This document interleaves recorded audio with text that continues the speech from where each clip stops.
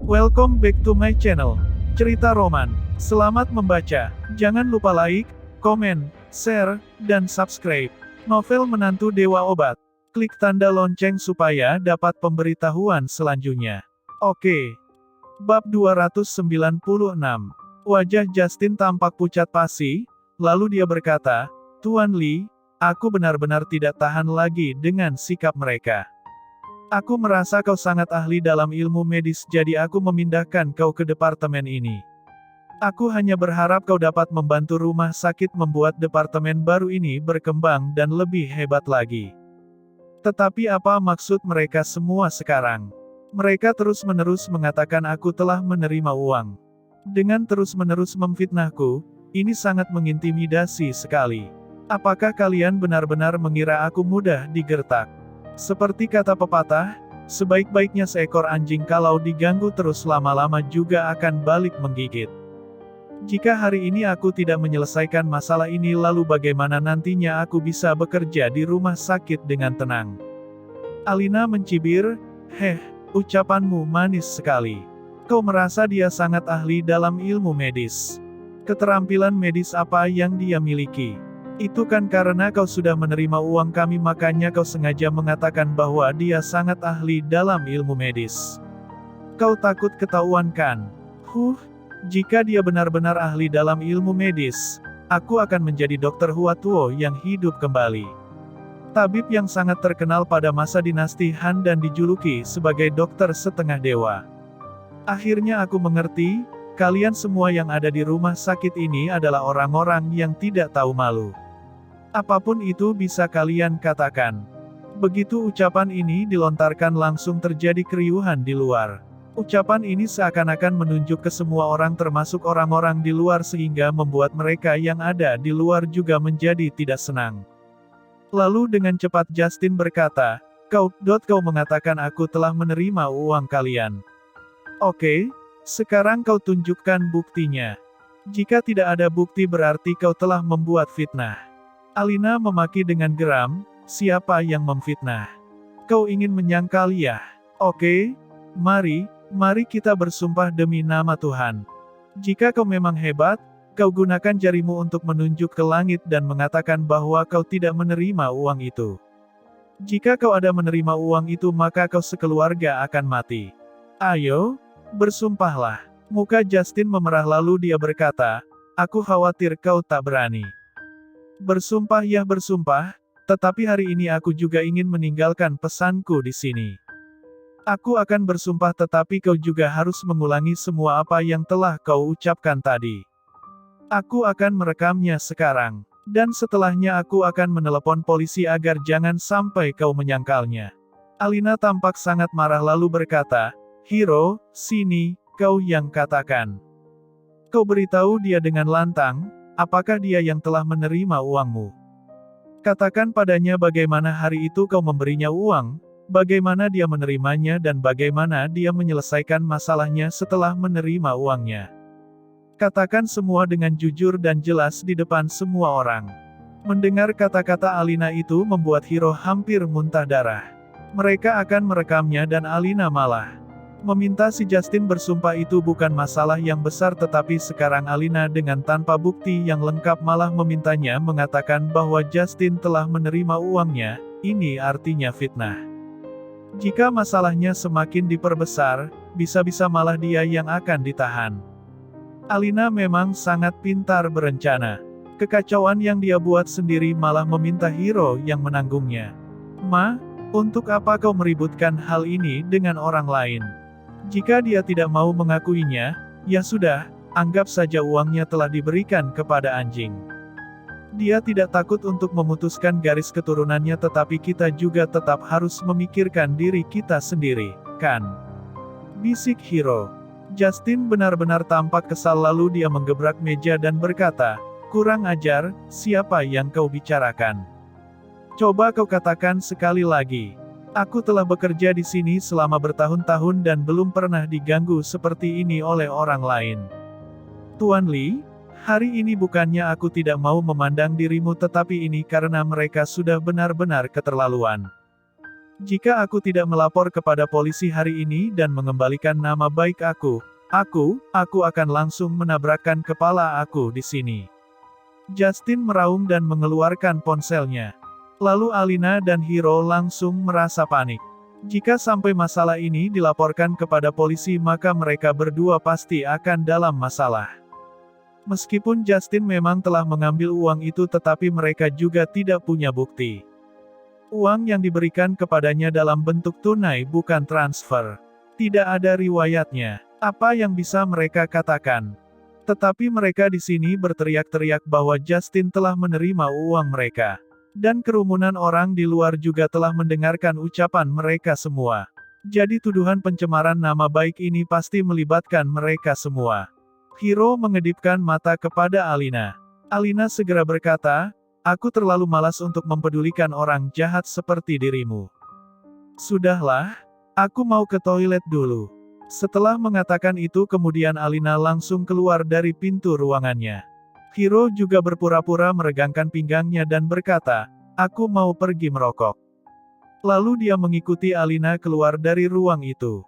Justin merasa ada sesuatu yang tidak beres lalu dengan cepat berkata, "Hentikan mereka. Jangan biarkan mereka lolos." Petugas keamanan segera mengejar mereka dan mendapati Alina dan Hiro berlari dengan sangat cepat sehingga mereka tidak terkejar oleh para petugas keamanan. Sedangkan Axel dan Hana, mereka juga menggunakan kesempatannya untuk menyelinap pergi dari sisi lain ketika para petugas keamanan itu sedang pergi keluar. Dan pada akhirnya hanya tersisa Nara dan Reva yang ada di ruangan itu. Nara tampak menyesal dan berkata, "Reva, maafkan aku. Aku tidak tahu mereka akan datang ke sini untuk membuat masalah. Aku tidak memberitahu mereka tentang masalah perusahaan. Aku tidak tahu dari mana mereka mendapatkan kabar berita itu." Lalu dengan serius Reva berkata, "Nara, mengapa kau tidak memberitahuku masalah-masalah seperti ini yang terjadi pada perusahaan?" Kemudian Nara menghela nafas dengan tak berdaya dan berkata, "Reva, kau telah berkorban terlalu banyak demi perusahaan. Aku adalah direktur perusahaan jadi sudah seharusnya aku yang bertanggung jawab atas masalah perusahaan ini sendiri. Aku tidak dapat membuatmu selalu mengkhawatirkan segalanya. Kau juga sangat sibuk dengan urusanmu sendiri.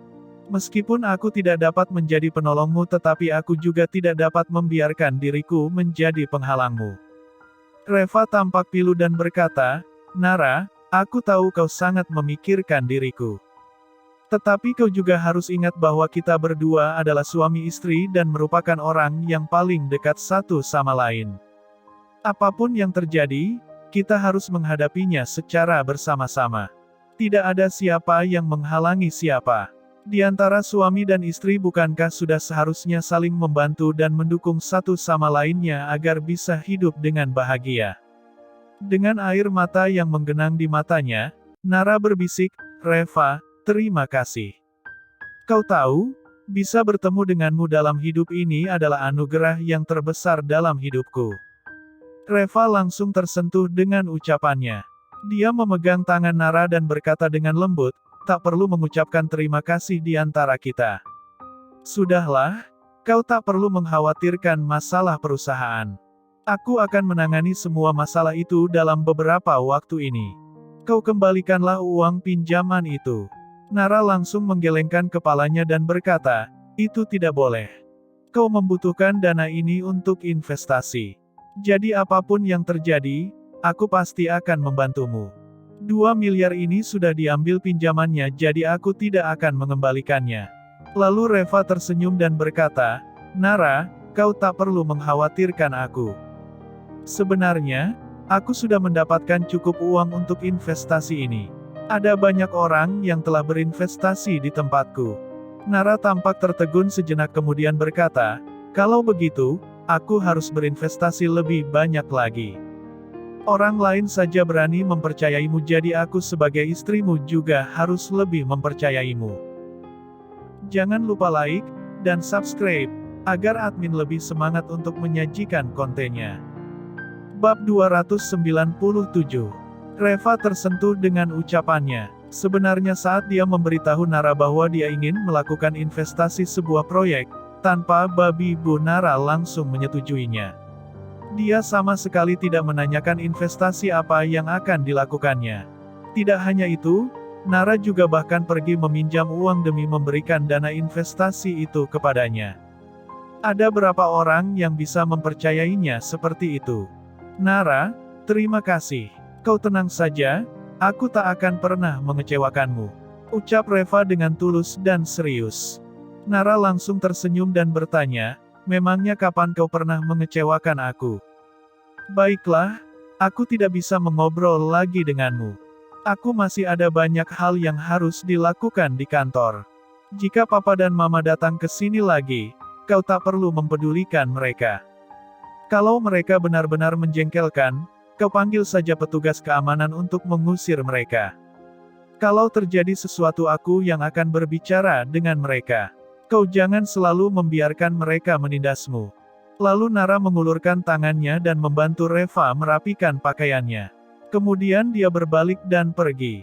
Reva mengepalkan tangannya dengan erat saat melihat punggung Nara yang menjauh. Dengan istri sebaik Nara, tak ada lagi yang dia inginkan. Kali ini, dia harus benar-benar menghancurkan keluarga Regata. Dia tak bisa membiarkan sesuatu pun terjadi kepada orang yang paling mencintainya.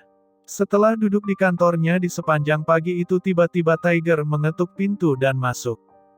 Kak Reva, kau sibuk? Tiger menyapa dengan tulus. Reva dengan penasaran bertanya, ada apa? Apakah ada sesuatu hal? Tiger langsung berkata, oh, begini. Aku mendengar dari kakakku bahwa kau memiliki sebuah proyek baru-baru ini. Dan dia telah menginvestasikan sejumlah uang di dalamnya. Aku hanya ingin tahu apakah aku juga bisa ikut berinvestasi. Aku memiliki 50 juta dolar lebih. Aku telah menggadaikan beberapa real estate, bisnis dealnya. Dan aku mendapatkan sekitar 2 miliar dolar. Kak Reva, aku mau menginvestasikan semuanya. Reva menatap Tiger dengan takjub. Dia tidak menyangka bahwa Tiger memiliki aset yang cukup banyak dan sangat kaya. Tiger, apakah kakakmu tidak menjelaskan kepadamu? Kali ini aku akan bertanding dengan 6 dokter jenius dari 6 provinsi. Hasilnya bagaimana aku juga tidak berani mengatakannya. Jika nantinya kalah, uang ini akan hilang. Apakah kau yakin ingin menginvestasikan semua kekayaanmu untuk pertandingan ini? Tanya Reva. Tiger langsung mengangguk dan berkata, Kak Reva, aku tidak mengerti hal-hal seperti ini. Kakak aku telah memberitahukan mengenai risiko-risiko dan yang sejenisnya. Tetapi Kak Reva, karena sekarang aku telah mengikutimu, jadi aku benar-benar mempercayaimu. Jika kau mau berinvestasi, aku pasti akan mendukungmu sepenuhnya meskipun hasilnya song. Apa itu uang? Kalau hilang juga bukan masalah besar. Paling-paling dicari lagi saja. Yang paling penting adalah Kak Reva telah menganggap aku sebagai saudara. Jika kau ada sesuatu yang harus dilakukan dan aku sama sekali tidak mau membantu, apakah aku masih patut dianggap sebagai manusia? Reva sangat terkejut mendengar ucapannya. Dia tidak menyangka Tiger akan begitu setia kepadanya. Dia tidak tahu bahwa Tiger telah benar-benar menganggap Reva sebagai pendukungnya. Waktu terakhir kali Reva bisa keluar dari masalah yang melibatkan ke-10 keluarga terpandang itu dan juga telah membuat keluarga Yu memberikan kompensasi 3 miliar kepadanya, saat itu Tiger telah melihat potensi Reva. Dan saat itu juga dia memutuskan untuk mengikuti Reva dan setia kepadanya. Lalu Reva mengangguk dan berkata, oke, Tiger, hanya dengan kesetiaanmu ini saja aku sudah tak bisa menolaknya lagi. Kau bisa ikut berpartisipasi dalam investasi ini. Dan aku berjanji tidak akan pernah membuatmu mengalami kerugian. Tiger sangat gembira lalu dia berkata, terima kasih Kak Reva, terima kasih Kak Reva. Selanjutnya Tiger mentransfer 2 miliar dolar ke rekening Reva. Saat memeriksa rekeningnya, Reva melihat bahwa 2 miliar Nara juga sudah ditransfer kepadanya. Ditambah dengan uang yang telah terkumpul sebelumnya, sekarang uang di rekening Reva sudah mencapai 122 miliar dolar. Dan jumlah uang ini sudah jauh melebihi aset dari asosiasi medis Carson. Jika ingin berpartisipasi dalam pertemuan pertukaran medis 6 provinsi ini, yang paling penting adalah memiliki dana yang melimpah. Karena ini adalah pembagian sumber daya medis dari 6 provinsi yang dilakukan oleh raksasa medis dari 6 provinsi. Jadi ini memang seperti pembagian jatah kue bisnis mereka. Jika dia tidak memiliki modal yang cukup, bagaimana dia bisa ikut berpartisipasi di dalamnya? Orang-orang itu tidak akan membiarkan dia masuk dengan tangan kosong. Lalu Reva meminta Kenji untuk mulai mengurus masalah ini. Masih tersisa 3 hari sebelum pertemuan pertukaran medis 6 provinsi itu dimulai dan Reva sudah siap. Bersambung di channel cerita roman selanjutnya. Jangan lupa like, komen, share, dan subscribe. Novel Menantu Dewa Obat.